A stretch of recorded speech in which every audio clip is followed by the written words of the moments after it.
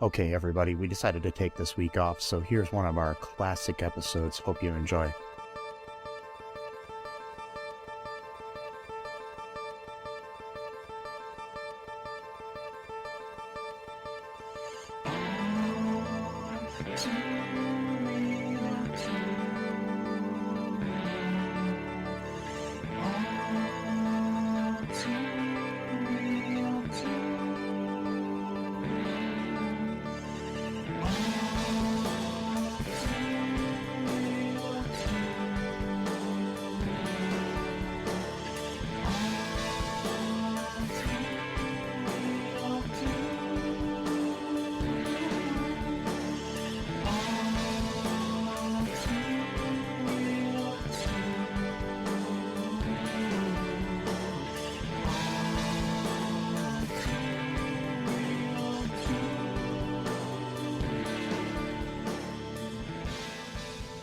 Okay, everybody, welcome to the latest episode of All2ReelToo.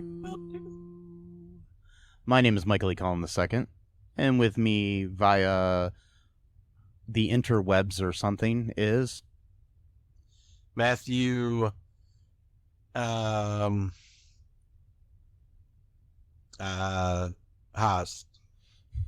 Did you forget your last name? I was gonna change it again, but I forgot what to change it to, so Oh, okay. That's not just gonna good. keep it. Just keep it as Matthew Haas. For now. Okay. If you decide to change it any time during the podcast, let me know. I probably will, so. Okay. So today on our show, we're revisiting one of our favorite movies from the 90s.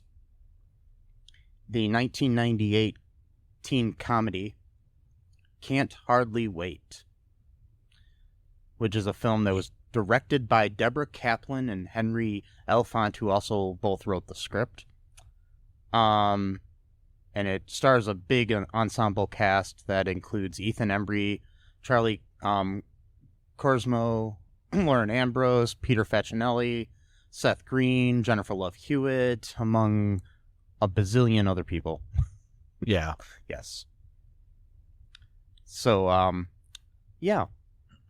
We've just decided that we're going to venture down the road of some movies that are somewhat overlooked, but also good, you know? They're not like the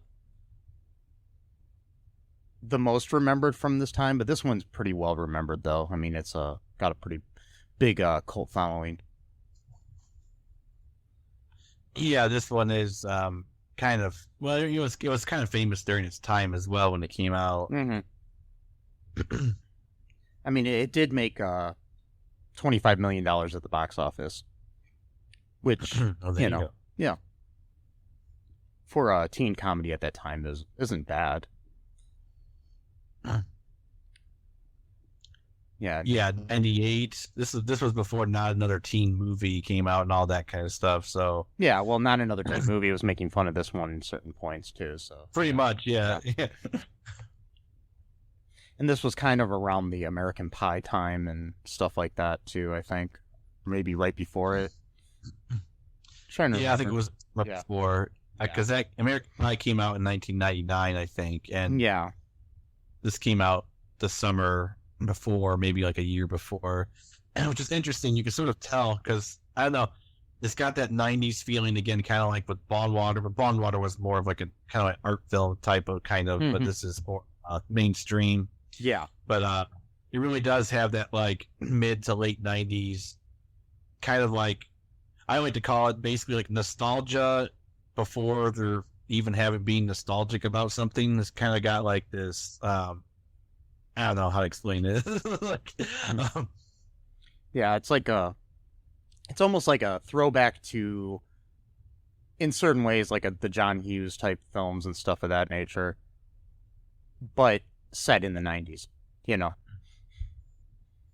Yeah, like, and I just want to say really quick, because, before I forget, but, you know, like, I'll watch, like, movies from, like, the 70s or whatever, and like, that whole thing will kind of feel like nostalgia to me, like, but, like, before my time, because everything came before my time, so, like, I'm hearing like, music from like Jimi Hendrix or whatever, and I'm like, oh man, like, everything's set in the 70s or whatever.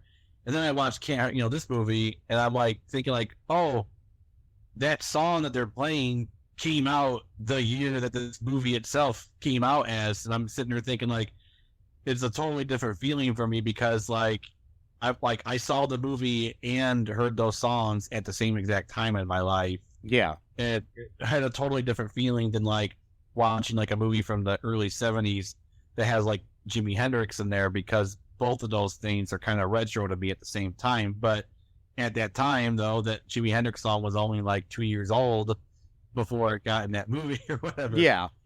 I mean, it's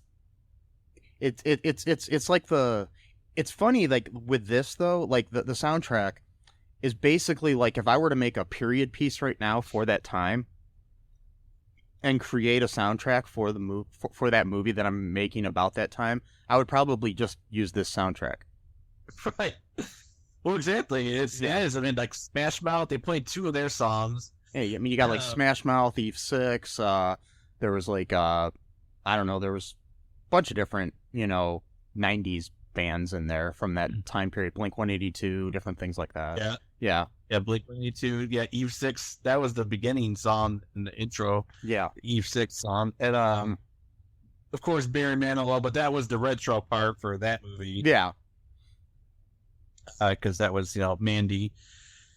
Okay, yeah. Anyway, I just want to throw that out. Oh, also too, before I forget, because I must be doing like these weird like Inception like things to myself without knowing about it, because like I was watching DC Stargirl, and then that gave me the idea to watch Blonde Water, probably because they both have Luke Wilson, but also watching Blonde Water gave me the idea to pick this one, because at the very end of the movie, both movies have a UFO floating above 2 people at the very end. I don't know if that was a 90s thing too or what, but yeah. And thought that was interesting. Don't worry, it's not a plot spoiler. It's got nothing to do with the movie. But plus, Peter Facinelli was on Supergirl, so there you go. Wait, he was? Yeah, like the first season or something. Oh yeah. The like the really wealthy dude, right? Yeah, he was like Lord or something was his last name, I think. I'm trying to remember. Yeah. Plus, he was also in The Big Kahuna. It's a really good movie. Oh yeah, that's an awesome movie. Regardless of the fact that Kevin Spacey's in it. Well, yeah, he's a piece of shit, but whatever. Yeah, Kevin Spacey is a piece of shit. Yes. Yep. But that was a good movie. It's a great movie. Danny DeVito's in it. The other guy is Peter Facinelli. There you go. Yes, him. The guy we just a bunch of stuff. Yep. Yes. He's in a lot of good stuff. He's a great actor. Yeah. He's probably best known for playing Carlisle Cullen in the Twilight movies. Really? I never seen those movies, so I didn't know that. I've only seen one of them. Oh. And that's all I'll see. Anyways, for the movie that stole my family name. Anyways, pretty much. Yes. Yeah. Damn them. God, you know what? I wouldn't doubt it though, because the author of those, I think it was the author of those books, pretty much stole like a bunch of like fiction stuff. Like they were a part of like, I think she was part of some like group where they'd like write like fan theories about stuff or whatever. Well, I don't know. No, I've actually heard that 50 Shades of Grey started out as a Twilight fan. Right. Yeah, yeah. That's a totally different thing. Yeah. I've heard about that. That story was like a weird like fan fiction of like, just kind of whatever. Scratch it. That was totally stupid. But either way, she stole my family name. Anyways, yeah, exactly. Yes. So, this movie, it's pretty cool because, I mean, it deals with, it takes place at a graduation party, a lot of, like, 80s movies and stuff. And then, it's basically dealing with a lot of stereotypes, though, but still. Yeah, it is very dated. I noticed that about, like, it wasn't, like, lampshading either. It wasn't, like, winking at it. Like, it was, like, we weren't really conscious of the fact that, like, the whole, like, basically, like, the whole, like, Jennifer Love Hewitt character is, like, pretty much, like, she pretty much, like, exists, like, to be someone's love interest. Like that's their whole... She has no personality whatsoever in the movie. Yeah. She doesn't know, like, there's no offense to Jennifer Love Hewitt, but it's just, like, her character is very, like, just like a blank slate. It's, like, even how she looked, like, she's not smiling or frowning. It's just, like, a blank, like, you know... I mean, at least we had Lauren Ambrose's character to actually have a female character who had a personality. What was her character's name? The Denise. Denise. Yeah, she's like kind of like the, like, I don't know what you call her. It's like the person who's not really a part of any kind of tribe in high school and all. She's just like her own person. Like, and she kind of has like elements of like a bunch of different various like alternative like cliques, but she's not part of any of them herself. Like, she's just her own, her own person. Yeah. Like most people really are. Yeah, exactly. I mean, yeah, no, it's true. I mean, that's what I'm saying, because, I mean, there are cliques in high school, don't get me wrong. I belong to a couple myself, but the thing is, it was just kind of, well, mainly one. But, I was a theater nerd. But, the whole thing, it's like, basically, within those groups, people have their own personalities. It's not like everybody that's a theater nerd is exactly the same, or everybody that's a goth is exactly the same, or everybody that's a, jock is exactly the same. It's just kind of, people have personalities. Right, yeah, exactly. But Jennifer Love Hewitt's character didn't. Anyways. No, she didn't. She's like the least developed character in the whole movie. And it's all about her. Yeah. I mean, kind of, in a way. I mean, it's really about Preston, but it's revolves around his, again, kind of creepy obsession, because, I mean, I think about it, you've been obsessed with this one girl. Like, if this movie was made right now, like, this could have been, like, some really, like, scary, like, incel story. Like, oh, yeah. It could have gone a whole different way. Well, it's like a, it's like, I was listening to, I think it was, who was it? I can't remember. There was a stand-up who was talking about it. He was talking about how you hear all these, like, stories about how your grandparents met, and it's like, well, I waited outside that bus stop for your grandma for 100 days and asked her to marry me every day. Yeah, that right. Yeah, right now you would call the cops on that guy. But people look back on that as a romantic story, but it's like, yeah, you basically willed your grandmother into submission to...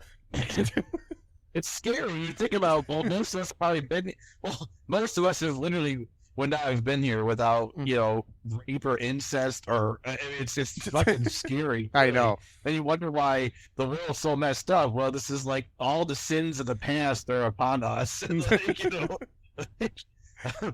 Yeah, that's true. I mean, they hate to get all bleak there, but it's very true. I mean, but there are a lot. I do hear a lot of those stories. It's like, I worked with your grandmother, and every day I would buy her a Hershey's Kiss, and then she kept saying, no, I don't like you, and then one day she just kind of gave in and said, yeah, let's get married. Yeah. And then you're like, yeah, that's kind of creepy, Grandpa. Thanks.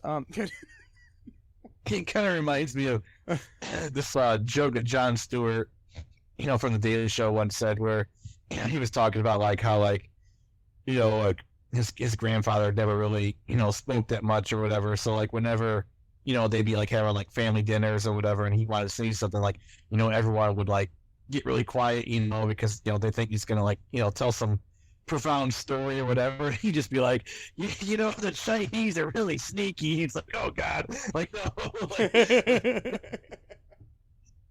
It's like, okay. Oh, no. Grandpa, you're so cute. Wait, no. Yeah, like, okay, let's go back. So, Yeah. That's why Grandpa stays quiet all the time. Yeah, exactly. It's like, yeah, so good movie though. Good movie. Yeah, I mean, it's good for what it is, but there really isn't a lot of character development on a lot of these characters. I mean, because like basically, most of the characters are pretty one note. Mm-hmm. I mean, this is just my, honest opinion. I mean, I love the movie, but it's just, it's a movie of its time. Definitely. I mean, Preston's kind of a one-note character, even though he's the main one. You got the stereotypical, white guy who, quote, thinks he's black, which in of itself is kind of racist because you're assuming that all black people talk the way that he's imitating, so it's like, yeah. It's like, wait, what are you saying then? Because that's kind of whatever. And then you got him and his two buddies who are just like so obnoxious about it. Like, at one point though, they do drop the N-bomb and then like the black people chase him away. So that was nice. Yeah, at least they had that. Yeah, at least they had that. Well, they didn't do the hard R, but it doesn't really matter. Still. It doesn't matter. Really. At least they had a commentary on it, sort of. Yeah, a little bit. The record scratched, that whole thing, like... Yeah. Then you have your stereotypical nerds. Yeah. They love their Star Trek and their Star Wars. Which is funny. Which is funny because now everybody loves Star Trek and Star Wars. But anyways, we'll just... Well, that's the Big Bang fact. This was pre-Big Bang, and it's pretty much that's what that show was those three guys. Basically. And it's just... Oh, God, I hate that show. Anyways, Yeah. Yeah. Screw you for making me think of it. No, I'm joking. Yeah, I know. Yeah, but they like even in the credits, like they obviously know that they're doing stereotypical people because people are named things like X-File Guy 1, X-File Guy 2, Girlfriend 1, Girlfriend 2, Girlfriend 3, Jock 1, right. Jock 2, things like that. It's like there's even a character in the credits named Ready to Have Sex Girl. And then the other one is Ready to Have Sex Girl's Friend.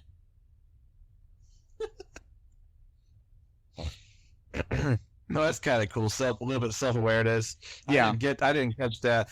I mean, I did catch the X-Files thing, but I thought that was because that's like what they mainly were talking about. Well, yeah. X-Files. Yeah. It's just funny. I'm just reading the credits here right now on Wikipedia, and it's just that's what they are. It's like, yeah, good old X-Files. I missed that show. That was really popular during that time. Yeah, that was right before it went off the air. I mean, like a couple years or so before it did. Yep. I mean, there was even the line at one point where the two nerdy guys say to Charlie Carson's, William, his character, that you kind of look like David Duchovny in this light. He just kind of like he feels so like heartwarmed by that. This comment. Yeah. He's like, oh. Yeah, that's a good character. That's a good character though. He's kind of a one-note character, but he's a little bit more in depth. A little bit though. He at least has some development in there because he, even though it's kind of giving you the message that to be cool you got to drink. Exactly. Yeah, the more I think of this movie, Matt, I mean, I love it, but I'm just... Oh, that's what we do. We're picking it apart, but that's what we do. I mean, we're not driving. I mean, anyone could just read Wikipedia and read a description. That's, Yeah. Here we get the colorful commentary from Mike and Matt, so... Yes. Who are they again? I don't know, some guys. Oh, okay. When do they start speaking? They start speaking... when the group of Italian businessmen offered to sell them half an emerald mine. Oh, sorry, that's a different podcast. Oh, okay. Behind the Bastards, yo. Sorry. Anyways, yeah. Now, I want to make sure that was from Behind the Bastards. I don't want to take credit for that. Robert Evans, you're our hero. Yeah, good stuff. Wait. No, so yeah, I mean, basically, I mean, I don't think we have to, like, go through the plot of this movie because it's kind of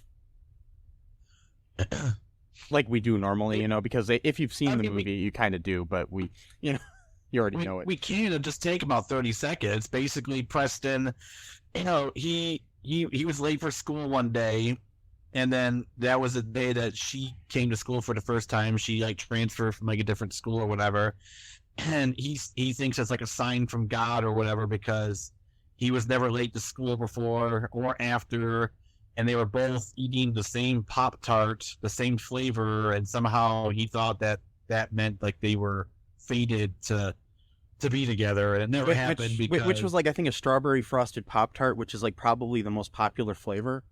Exactly. It'd be one thing if it was, like, the really shitty, like, cinnamon or something some like weird that. One, yeah, but... brown sugar kind, like the worst possible kind. Well, like, even those sell well. The people like those for some reason. I don't, but I mean, I only like strawberry and chocolate. But yeah, but I mean, like it would be like if they got one of these, like, you know, weird limited edition flavors or something. But no, they were both eating probably the most popular Pop-Tart in the world. Right.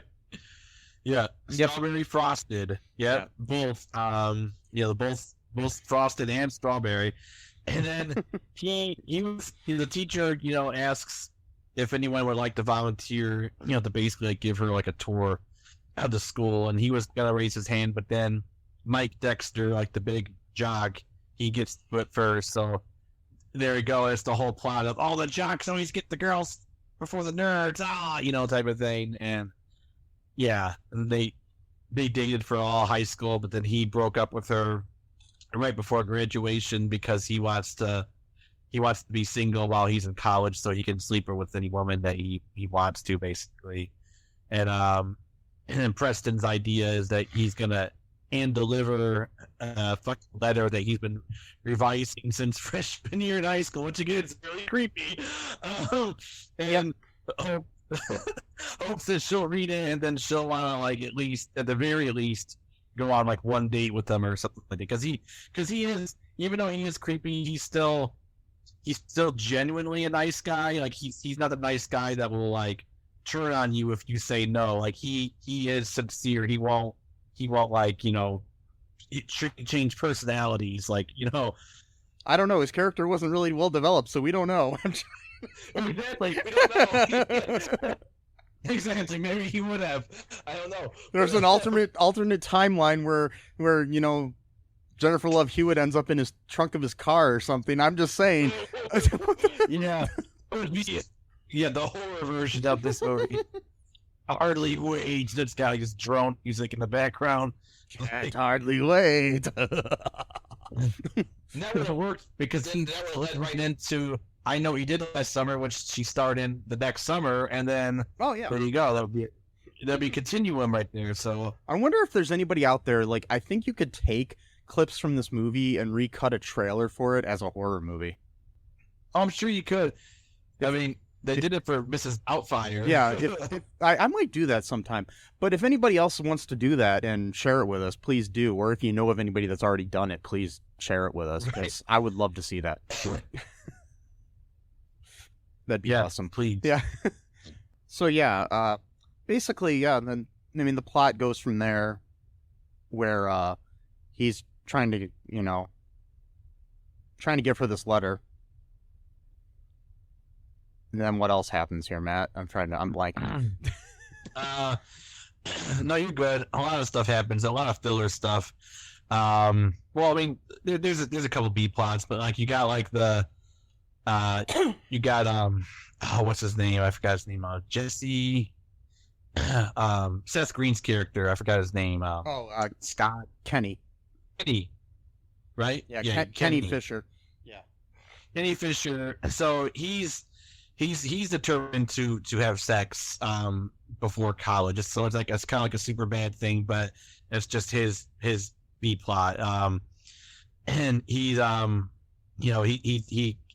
he kind of thinks he's all that, or he just pretends to think he is to impress people. And he's not having any luck, and right when he's about to, his buddies show up, and he wants to pretend like he's just chilling out. It's not too desperate. So, they kind of bust his balls a little bit. So then he just walks away from them, and then he's kind of sulking in his chair, and then he overhears this woman, student, talk about that she heard a rumor that her boyfriend cheated on her.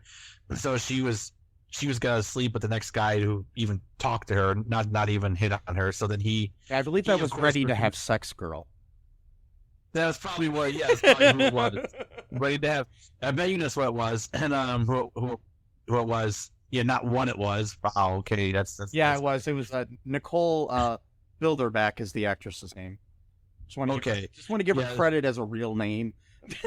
Exactly. Yeah, as a real person with a heart, and yeah, exactly. And, so he, of course, for comedic effect, like Chevy Chase falls off his chair right after she says that, and he, jumps up, and he's like trying to be all, suave or whatever and impressive, and she's like, she's crying and stuff, and he's like, well, what can I do to stop you from crying? You're too beautiful to cry, all that kind of bullshit. So she's like, can you meet me by the pool house? And he's like, sure, but he wants to go to the bathroom to like make sure, because he's got this whole like pleasure chest in his backpack that he's got like candles and and all this kind of stuff. So he wants to like basically like prepare. And right after he leaves, she just goes, he'll do to her friend. And then he's trying to get basically, and here's where the B plot comes in, is where he's trying to go to the bathroom before this happens and prepare himself, and he ends up going to the upstairs bathroom after being allowed to by the host of the party. And then he's in there, and then at some point, Warren Ambrose's character of why do I keep forgetting the character's name?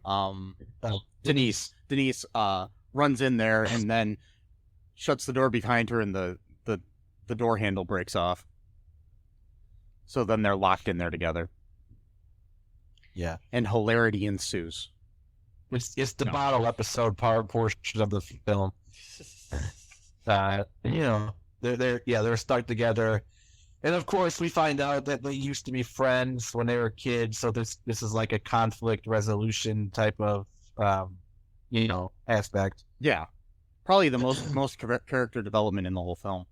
Yeah, it is actually. I'm kind of making fun of it, but it's like the only time we actually hear anything like emotional or just something that's like out of a personal nature. We find out that Kenny, actually was kind of like a nice kid. When he was younger, he had a good heart and stuff. But when they went to junior high, he wanted to be cool, so he kind of just ditched her, because she was like smart and nerdy or whatever, and didn't want to be associated with her. And he was trying to be cool, and really just became a white guy trying to act like he was stereotypical black.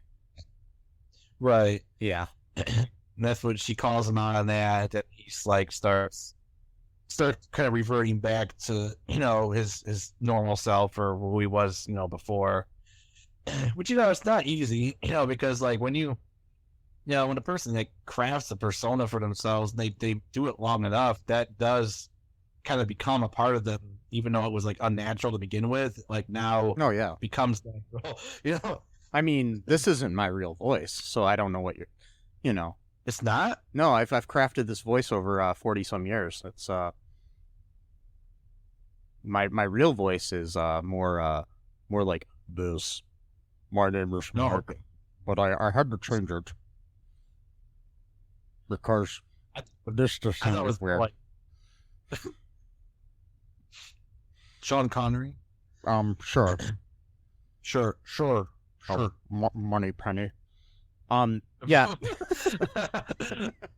So yeah, no. But no, I mean, I know how it is. I mean, it's kind of like one of that thing where you either create a persona, or like if you're hanging out with somebody for a while, eventually you start to talk like them. Yeah. And then, so then you become that way, and then that's just who you are for a while. Exactly. Until you get around other people, and then you're like, wait, that's not me. I'm talking like that dude I was hanging out with this weekend, that sort of thing.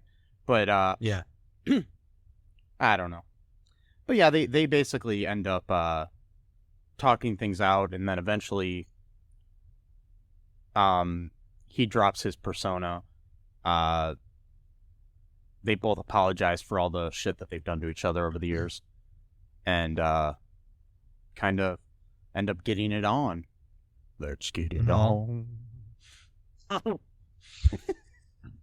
Getting on. Yeah, very, very awkward. Which again, though, this it is sincere. It's realistic. It was very realistic. It was it looked like oh, there's actually some kind of character development in this movie. Then it ends, and then they go back to William or whoever is getting drunk, and he at one point William becomes kind of like the life of the party because he is like a free spirit now because of all the alcohol he's drunk, and so the band that was going to be there. By the way, the band was hilarious. Just another C plot or whatever. They never play. They break up before they even play because of creative differences. Yeah, you have Donald Faison and Breckin-Meyer are in that band. Yeah. Breckin-Meyer, who is married to one of the screenwriter and co-directors of this film. Awesome. Yeah. And also a 90s actor from that era. You saw him in a lot of stuff during that time. Rat Race, well, that was kind of later, but yeah. And both Breckin-Meyer and Donald Faison were in Clueless. Yep. Yeah. And as was no, never mind. I thought the woman from Mom was in Clueless, but I don't think she was. No. Okay. And she's not in this either. She was the rich lady from Mom is in this movie, like the blonde woman who's like, she's sober. She's her. I gotcha. Yeah, I thought you meant the main actress. I thought you meant Anna Faris. You probably listed Girlfriend 2 or Girlfriend 3 or yeah, whatever. She was. Jamie Presley. Jamie Presley. Who was also on My Name is Earl for years and stuff. Yeah. Yeah. Joe Dirt, can't forget that. Oh, yeah. Yeah, you can. You can. Yeah. I have. I actually like that movie. I like the first one, not the second one. I couldn't even watch all the second one. It was too terrible. I never even started the second one. It was bad. I couldn't get past like 15 minutes of it. Maybe we should cover it for the podcast sometime. Maybe we should. Yeah, if you'd like us to, please message us and let us know. Yeah. If you want to just message us at all, because I'm lonely, just message me. just send a message. Yeah, I message you all the time. I know you do. I'm just saying, come on, fans, message me. I'll send it off to Matt too. Just message me. It's Mike@CullenPark.com. We'll do a CC conversation. We'll just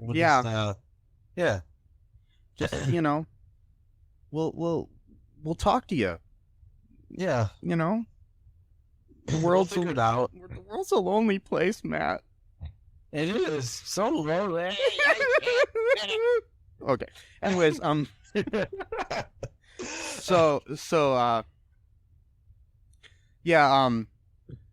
William at one point gets up on the stage then, and he starts singing Welcome to the Jungle. No, Paradise City. Oh, Paradise City, that's right. Why am I thinking Welcome to the Jungle? Yeah, anyways, I mean, the same band. They're both hits. Yeah. Yeah, he was singing Paradise City by GNR. Guns N' Roses for the uninformed. Just letting you know. So that's basically what happens there. And then He gets up there, yeah. He makes out with like 2 or 3 women at once, I think, because they all, for some reason, they didn't really quite explain why. Well, they did later on because they were like measuring his genitalia area from his pant outline. But that was even before that. They were like, they didn't really explain like why were they suddenly obsessed with this guy. That was whatever. Okay, I don't think they thought that one through, but whatever. And no, there's yeah. I mean, it's just I don't know. It was interesting, but I don't know what I'm saying. But anyways, yeah, so that, and then eventually he ends up kind of befriending that night Mike Dexter, who he had gone.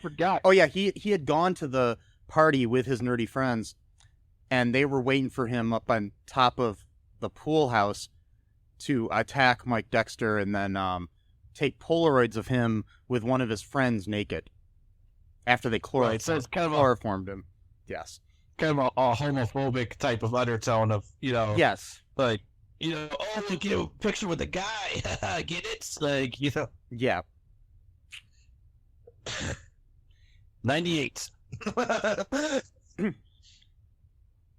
Yeah, and back to the when they were singing, something I noticed when William was singing, there's a line that he's singing along with the song. It's from the song. It goes, "Captain America's been torn apart.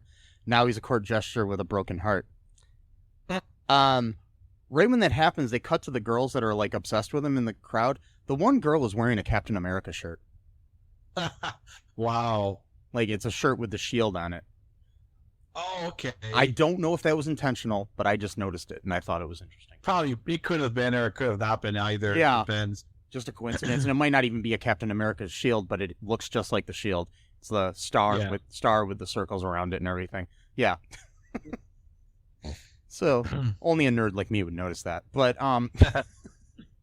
so yeah, yeah. But anyways, it ends up being that William and Mike both get chloroformed by the guys, and the Polaroid's taken of them, and then they realize, wait, that's our friend. Right. This is after the party's been broken up by cops. Yeah, of course, the obligatory cop scene, Because every party that you have in high school gets broken up by cops. Yeah. Exactly. They're like, we got to break up all these house parties. We got a long night ahead of us. Every party. Every party. It's a lot of parties. It's a lot. Yep. Good times, man. I mean, I remember all those parties I went to in high school. Wait, I can't lie. I didn't go to a lot of parties in high school. They were just like... they were mostly cast parties for plays I was in. I went to like maybe one. I wouldn't even call it a party. It was more of a get-together. It wasn't so much of a party. Yeah, but all those cast parties I went to, the cops never came. No. No. Especially since most of the cast parties I went to, the parents were there, and we were just hanging out in their basements and stuff, and nothing, nothing going on. You kids. Yeah. We were just hanging out in the basement, drinking orange soda. It was nothing, So, it's just the way it goes. Right. The way it goes. So, I don't know why I did that. Just the way it goes. So, yeah. If you'd like to buy the soundtrack to our show, give us money. Man. Give us money to record it. Anyways, do it. Go to our Patreon. The number, the next thing that happens basically is, party's over. It's the next morning. I didn't miss anything else, did I? I mean, besides that, there was a run through joke with Melissa Joan Hart trying to get everybody to sign her yearbook, but That was, but also too, we're forgetting a few things. For one thing, okay, so Preston, he's going to give Amanda the letter, right?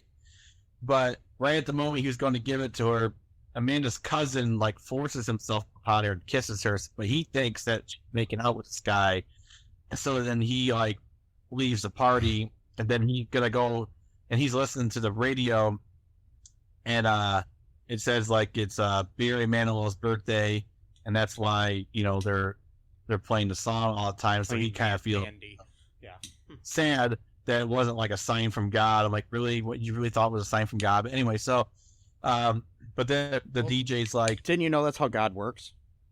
Yeah, well, apparently God owns all the airwaves.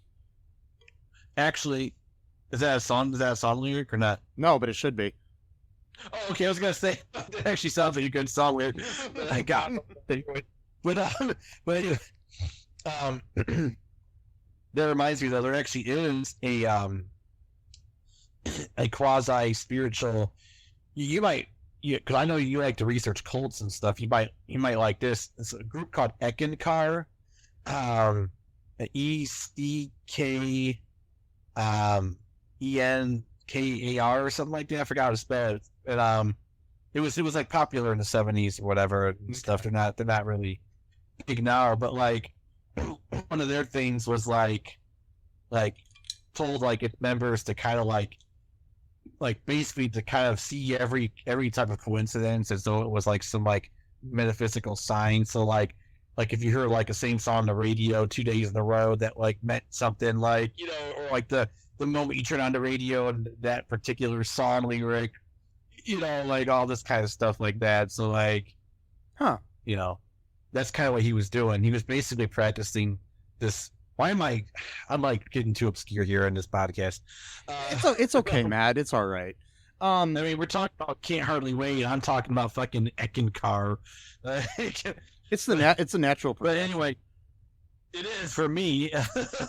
Anytime you talk about a '90s movie, you end up talking about a random cult, because like every time I talk about Clerks, somehow I end up talking about the Source family.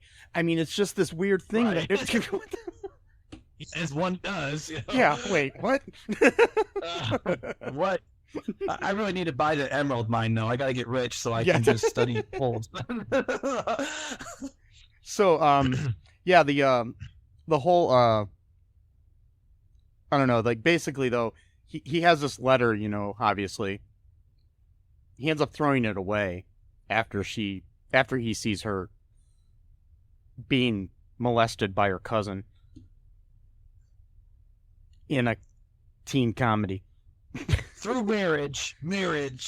Still. I know. That's what he said. Oh, God, you're not going to tell my parents about this, are you? Like, well, yeah, maybe. Yeah, so then he ends up throwing the letter away in the trash out front. There was that Melissa Joan Hart's character's yearbook got thrown away, so she went out into the trash to look for the yearbook. Ends up turning on fate by doing this. The letter falls out of the trash. Somebody has gum on their shoe and it sticks to that, and then it gets stuck to a beer keg, and then eventually it lands into a snack bowl in front of Amanda, Jennifer Love Hewitt's character. Like it does, Like it does. Yep. And the soundtrack to that too, they're playing Smash Mouth, Walking on the Sun, or not Walking. Yeah, is that what that's called? Walking on the Sun. Maybe I don't remember the part. Yeah, that's the instrumental. Not okay, gotcha. Instrumental, and it's just kind of, I like that though because that music really fits with like that whole scene. I thought that was really cool.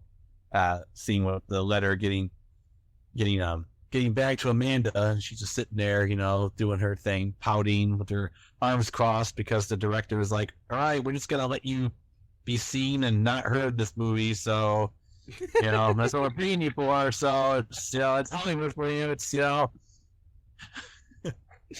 and we're gonna put you as the main character on the poster.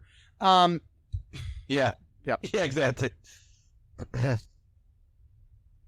So yeah, they so eventually she finds that letter and then is going to look for Preston and asks around everybody if they know who Preston is. Talks to a couple of stoned guys. A young Jason Segel before Freaks and Geeks and before, yeah, maybe right around the same time as Freaks and Geeks, because that was right around there. Yeah. Yeah. And it's also after SLC Punk, I think, or right before it, right around the same time. Anyways. Yeah. And they're basically talking about, that he's a guy with hair who's kind of tall. Who sometimes wears t-shirts. I love that scene. It's like he's like, he's kind of tall, whatever. She's like, all right, so he's kind of tall. He's sort of tall. He's like, kind of. Like he has to correct her. Like, no, not sort of. He's kind of tall. Come on, you gotta understand. You want these pothead conversations. Yeah, so she goes looking for him, and then while she's looking for him, Mike tries to get back together with her after having a conversation with Jerry O'Connell in a cameo role. Yep, Sliders fame, and as well as a bunch of other cool shit. Stand By Me. Yeah. Scream 2? Yeah. Or was it Scream 3? No, I forgot which one. Was Scream 3? He was in 2, I think. It was 2, okay, yeah. And then also, he was in Jerry Maguire, different things. Right. Married to Rebecca Romaine. Oh, okay. Yeah. Yep. That's cool. Formerly Rebecca Romaine Stamos. Oh, that one. Yeah. So he he stole a girl from John Stamos. Not too many guys can say that. I like it when you mention when a guy is married to a famous woman. Because usually it's the other way around. We're like, oh, she's married to someone like that's her whole identity. You flipsy man, like just like the Spider movie, like you're like a pro feminist man, and you flip it on its head, like no, he's married to Rebecca Romaine. Yeah, exactly. Yes. Who people know from the X-Men movies and Star Trek Discovery and The Librarians and other things. She's Librarians, yeah. Yes. I still gotta pick it. I gotta check that show out. I've never seen it. It's good. I need to finish it. Yeah. Anyways, so yeah, and that was one of the other cameos though. That was Jerry O'Connell. He plays like this washed up, like football star or whatever, this popular guy who's a freshman in college. He did the same thing that Mike Dexter did. He broke up with his girlfriend because he wanted to be free or whatever, and he's basically like the cautionary tale of like, this is what happens, Yeah, because that's how it happens. Wait. Yep. That's the other thing too. So like, if you don't have a girlfriend, then your life is just completely shit. Which again, that's kind of like a stereotype, because then that kind of like, on the one hand, it kind of makes men like look like really sloppy, but like in a really weird, insidious way, it also kind of still puts women in like the role of caretaker. Like, oh well, they'll fall apart without me, so I need to drop everything to, take care of this guy or whatever. Like, interesting little tidbit though. Jerry O'Connell is younger than Peter Facinelli. Oh really? Wow. It's like a year, but still. Well, they probably made him look like drunk and just kind of unkempt and they were all everybody was like in their 20s back then, anyways, playing teenagers. So right, exactly. It's not a single teenager in this movie, I'm sure. So The only one that looked like it could have been a teenager was Jennifer Love Hewitt, but I don't think she was either at that time. Probably not. Probably not. She was... It was 98. Was that her first movie? No, she was in a... She has been acting since she was like a child, I think. Oh, okay. She was... Yeah, no, she started back in 89 on the TV series Kids Incorporated on Disney Channel. Okay. And then she was in, like Party of Five and, yeah. Oh, okay. Yeah, she's done a lot. I mean, her first movie was Dance Workout with Barbie in 1992. Wow. And then she was in a movie called Munchie. Munchie? Yeah. Then in 93, she was in Sister Act 2. She was in the movie House Arrest. We got to watch that for the podcast. You ever seen the movie House Arrest? Wait, she was in House Arrest. Wait. Yeah. Shoot. What is that movie about? That sounds familiar. What is that? It's a movie where basically these kids kidnap their parents. Yeah, I remember that movie. Yeah, and it takes place in Defiance, Ohio. I can imagine that town sucks. But it's also a term, basically I think it's a play on the fact that it's Defiance. Defiance. Yeah. Right. I'm sorry, I didn't mean to be. I just driven through there a few times. There's like nothing. Yeah. There's some fast food restaurants and yeah, and I know what you did last summer was the same year as this movie though too. Anyways. Oh, okay. Yeah.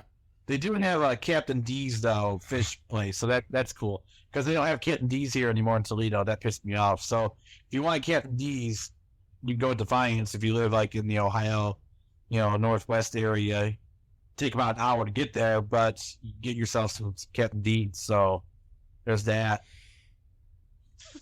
Sorry. Or you could just eat something else. Anyways, I'm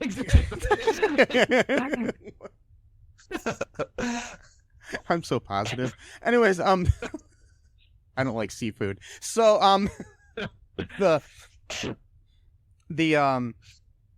anyways, back to the movie. Yeah, exactly. There is no Captain D's in the movie either, so. No, not. There's a restaurant, but it's kind of like a big boy knockoff called Johnny's or something like that. So, yeah, that's where they hang out at, the next morning. So, basically, anyways, that letter ends up getting to, yeah, wait, Peter Facinelli's character, like Dexter, tries to get back together with, Julia, with Jennifer Love Hewitt. I almost said Julia Louis-Dreyfus. That's different. They're different people. Amanda. They're different people, yeah. Right? No. Yeah, they're very much different people. They both have three names. 20.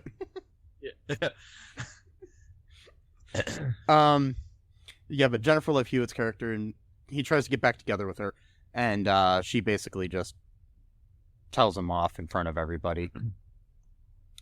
And then, a very insensitive thing, which I had to rewind to make sure I heard, some random girl in the crowd yells out fag. Yeah, everyone cheers and laughs at that. It's like, he's gay because he tried to get back with this girlfriend and she said no, so that makes him gay. That's how it works. Huh? That's how it works. I didn't understand the logic of that in that. I mean, it's still a bad word no matter what, but I just don't even understand. I don't get it. Well, it's like I think it was Kumail Nanjiani was talking about when he was in high school, he had a backpack that was kind of pink. But so because he had this pinkish backpack, everybody called him gay. Okay. And his response was, it's not pink, it's salmon. And somehow that made him more gay. In their eyes. Because he knows the exact. But that's just the way kids are. They just, they are. I mean, I had natural blonde highlights in my hair, and kids in grade school called me Fogey, like old fogey. Because they thought it was gray hair.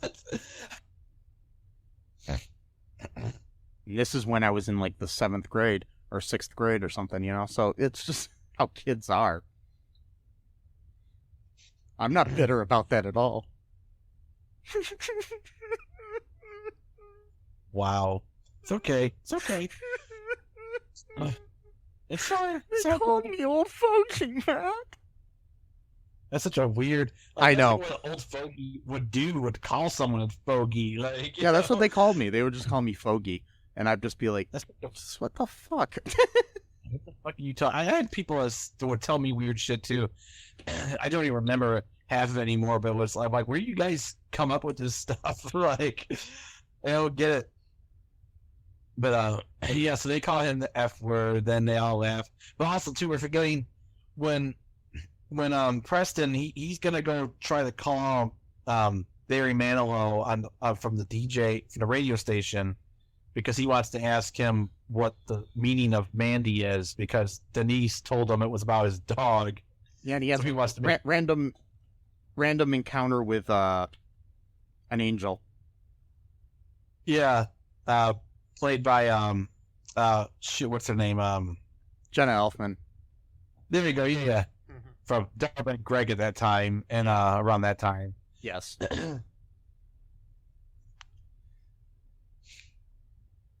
Who is only a couple years older than Peter Facinelli. I just had to point that out. I mean, it looked like it. Yeah. She's a dancer. You know, he calls her a stripper. She corrects him and says that she's a dancer, and of course, you know, again, it's late '90s, but I do notice this shit now as I watch older movies of like what character is centered and like whose needs are centered more than others type of thing. So like, and you know, that just could be just me just getting older and growing up a little bit, but like, so like, you know, she had a really bad night at the club. I mean, like, 40 men were groping her, grabbing her butt, which again, you know, just because you're at a strip club doesn't mean that you just do whatever you want. There are rules, and you know, they just decided that there weren't any rules, you know, when it came to her.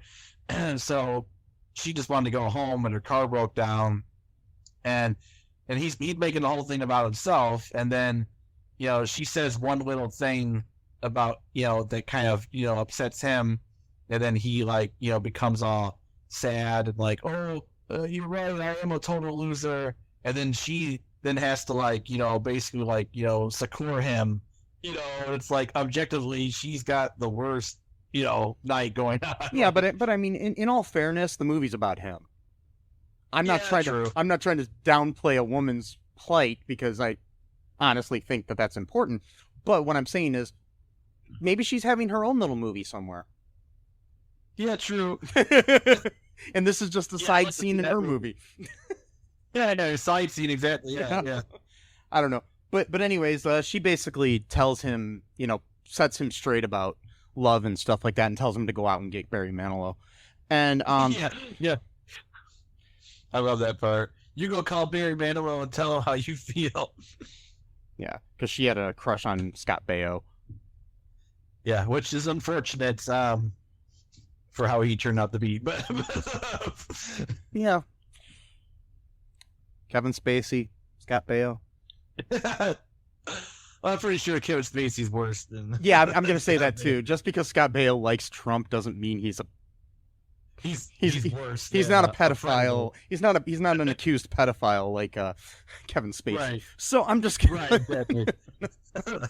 Just want to make that clear. Politics suck, but yeah, I'm not going to say anything. But actually, no, wait. He did get accused of. Yeah. Anyways, so. Oh, he did? Oh, I didn't know that. Okay. Yeah, yeah, you're right. He did get accused of some stuff when he was on Charles in Charge. Oh, shit. From when he was, by Nicole Eggert. So, anyways, well, fuck you, Scab. Yeah. So, yeah.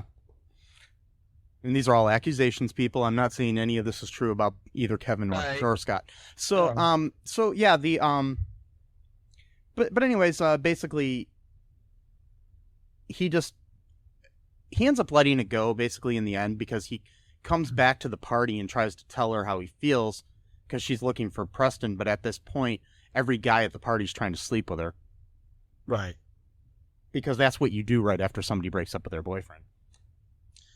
Well, of course, if it's Amanda Becker, of course, apparently. Well, yeah. Somehow. Well, it is Jennifer Love Hewitt in the 90s. She was like one of my first crushes. Anyways, not first, probably one of my major crushes in high school. But but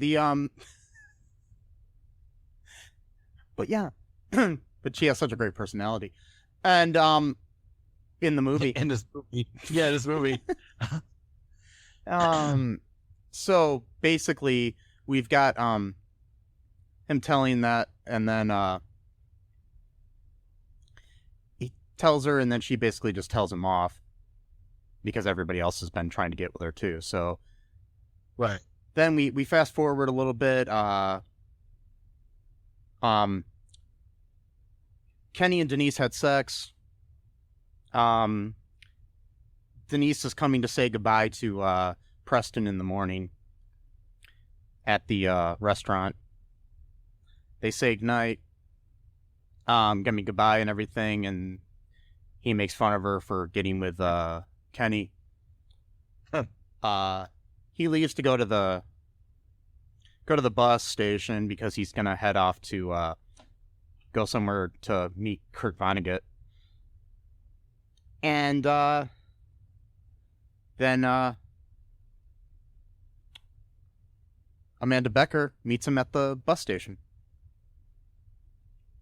And they kiss and they get together.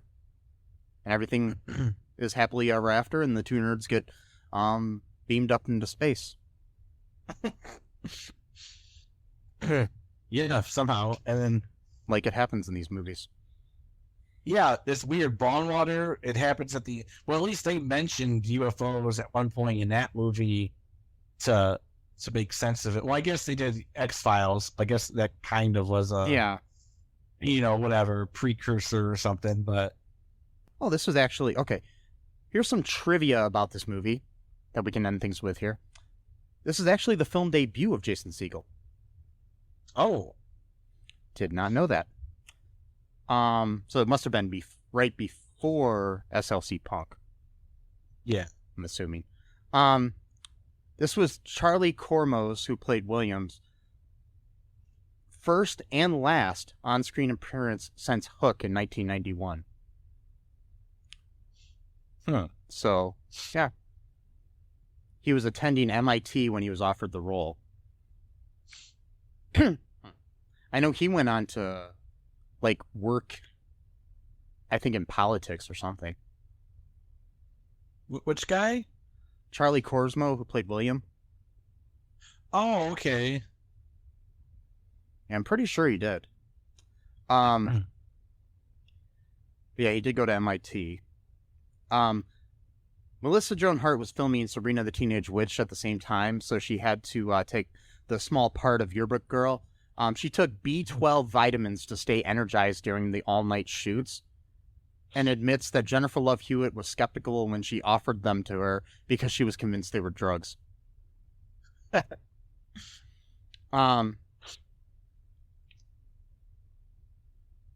Ethan Embry claims to barely remember filming this movie because he was so stoned the whole time.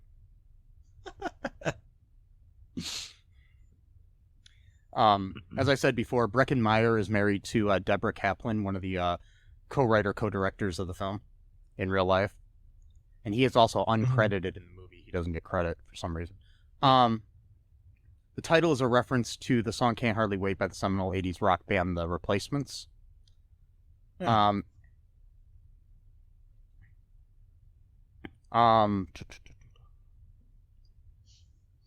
There's no songs from them in the movie, though.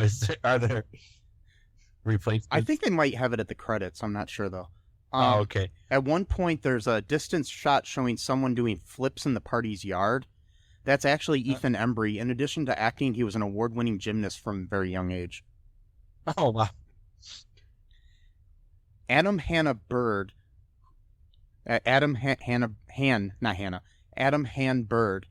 was originally cast as William, but after a couple of days of filming was let go and replaced by Charlie Korsmo. One shot of him is left in the film, but he is carrying a ladder and his face is not visible. This is the same actor. I saw that. What's that? I saw that guy. No, did you? Yeah. His Guy Kieran.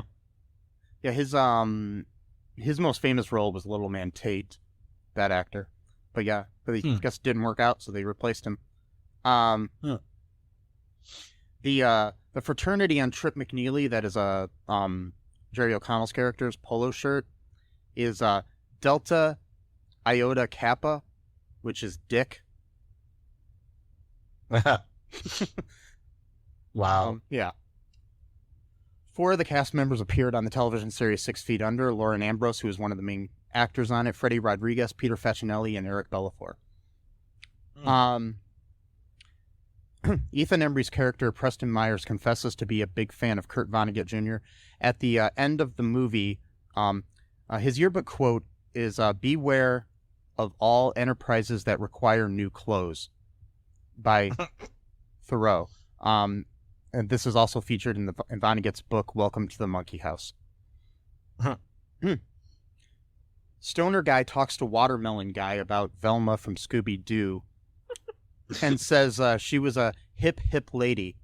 In the movie Dazed and Confused, the stoner Slater says the exact same thing about Martha Washington. Wow.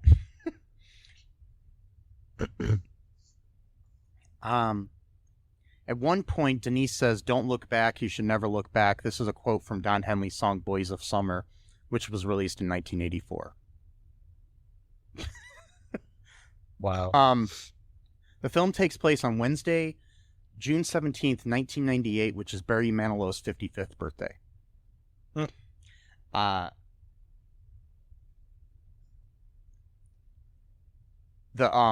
Ethan Embry has never seen the movie the whole way through and didn't even read the entire script. He only read the scenes his character appeared in.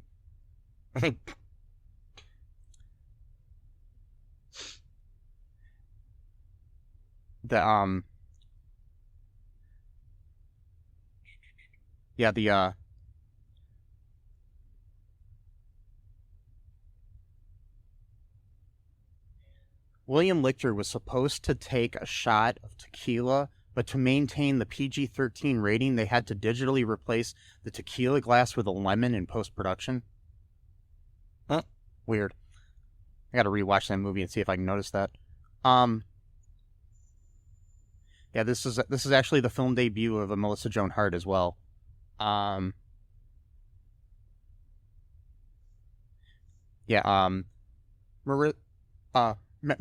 Nichols appears in this movie, and she had previously played the sister to Ethan Embry in Vegas Vacation the year before. Yeah, that's right. I love Vegas Vacation. That's a good movie. Yeah.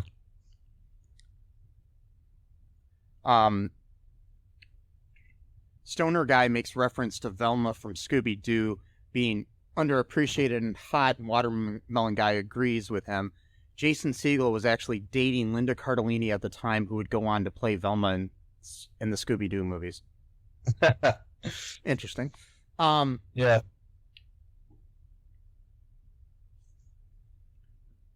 The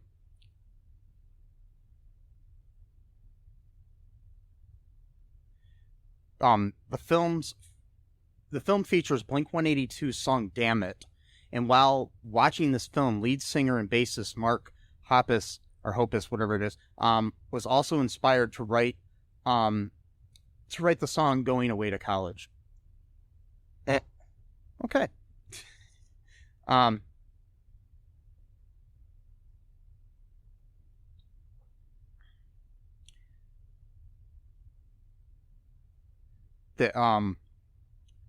Jenna Elfman makes an uncredited cameo as Angel Stripper, who actually cites herself as a dancer. In real life, Elfman is a classically trained ballet dancer.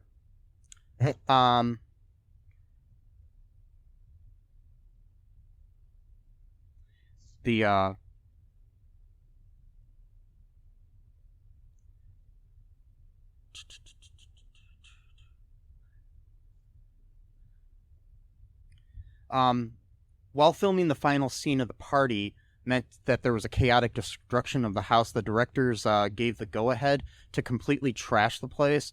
This involved the cast and crew pulling out drawers, dropping food all over the floor, messing up the carpets, and someone spray painting "This party sucked" on the front door. This all happened in 1 hour.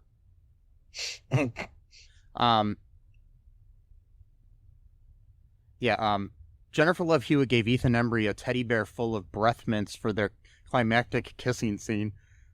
He says everyone on the set knew he spent most of the time smoking pot in his trailer, and she wasn't too keen on kissing Embry, who described himself as a skunk-scented chimney. He said he gladly used the breath mints as they alleviated his cotton mouth. Wow. That's hilarious. Okay. Yeah, I like how he was like the actual stoner in real life, but he plays like a straight-laced, type of dude. Yeah. That's funny. He comes off like a stoner in real life, though, so it makes sense. Oh, okay. When I've seen him interviewed. But anyways, that's neither here nor there. So final thoughts on this movie here, Matt? I just think it's good. It's funny. It's a good, fun movie to watch, like by yourself or like with some buddies or whatever. You don't really have to think about it too much. It's not really a deep movie in any sense of the word. It's just like, just kind of like a slice of life story, kind of like Blonde Water is, but more mainstream. It's definitely not like that movie. But yeah, I like it. I think it's a good time capsule of its time, as opposed to a time capsule of another time. Yeah, exactly. Wait, what? It's not like it's not like making sand castles in sand. It's just like or like how water is very wet, and yeah. Wait. I highly recommend the movie. I think it was great. One thing, before we go, I'm gonna put some links. I gotta find a couple, and I already have, but by the time you listen to this, ways that you can help out people right now. I'm gonna put them on a few of our recent episodes. People out because of COVID-19, and also ways that you could help out people that are currently protesting the inequality in this country right now, through Black Lives Matter and things of that nature, and ways to help people through like the Innocence Project and things of that nature, because there's a lot of shit going on in this world, and I think that any way I can help, I'll donate myself. But the thing is like, if you want to donate, please just check out the links and do so. If you don't trust us, research the whatever we share of yourself, and if you don't want like those, just help out, some kind of charity any way you can, just because it's a good thing to do. Yeah. So, anything else before we go, Matt? Nope.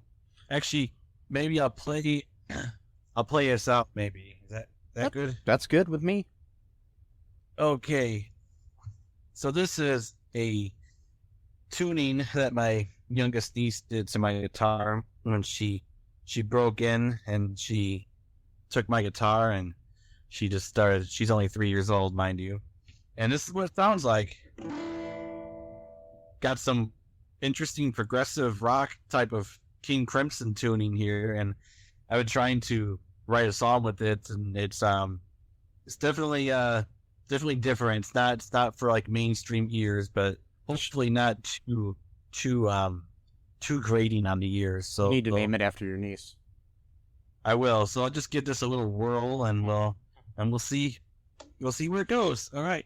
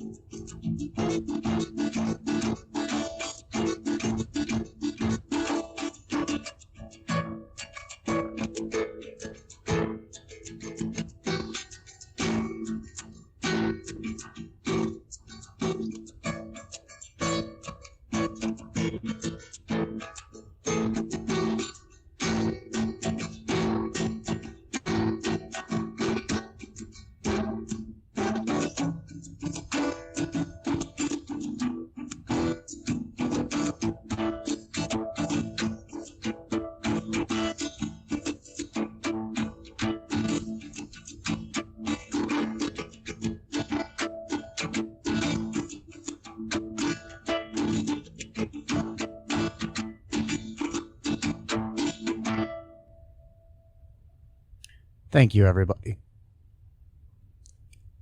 Talk to you later. Bye-bye. Bye. Thanks for listening to All2ReelToo podcast, a Cullen Park production. Produced and edited by Michael E. Cullen II. Music by Matthew Hawes. Subscribe and share the show. Visit us at cullenpark.com.